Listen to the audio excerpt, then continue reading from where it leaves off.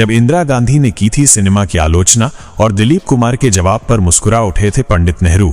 दिलीप कुमार एक ऐसा नाम जो सिर्फ अभिनय का पर्याय नहीं बल्कि भारतीय सिनेमा की आत्मा था। उनकी अदाकारी ने न जाने कितने दिलों को छुआ और उनके विचारों ने न जाने कितनों को सोचने पर मजबूर किया।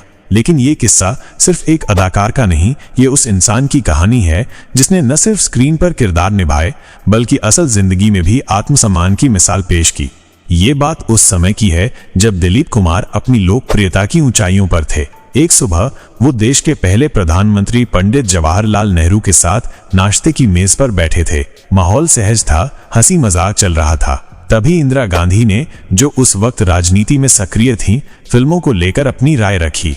उन्होंने कहा, मैं लंदन और पेरिस में थिएटर और सिनेमा देख चुकी हूँ। वहाँ की कला में गहराई है, संदेश है। हमारे यहाँ की फिल्मों में वो बात नहीं दिखती, न कोई स्तर, न कोई गहराई। कमरे में एक पल के लिए सन्नाटा छा गया। वहां बैठे कई लोगों की निगाहें दिलीप कुमार पर टिक गईं, लेकिन उन्होंने कुछ नहीं कहा। वो बस चुपचाप सुनते रहे। शायद सोच रहे थे या शायद महसूस कर रहे थे। करीब 15 मिनट बाद बहुत शांत और संयमित लहजे में उन्होंने जवाब दिया।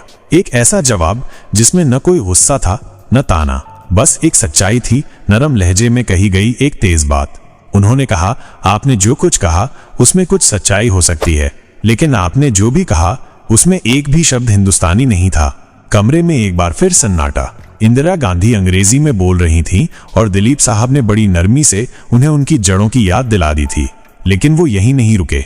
उन्होंने आगे कहा, हमारी फिल्में खराब नहीं है, असल में हमारे देश की सड़कें खराब हैं, शिक्षा व्यवस्था कमजोर है, कृषि संकट में है। जब तक हम इन मूल समस्याओं को नहीं सुलझाते तब तक फिल्मों को दोष देना आसान है, लेकिन सही नहीं।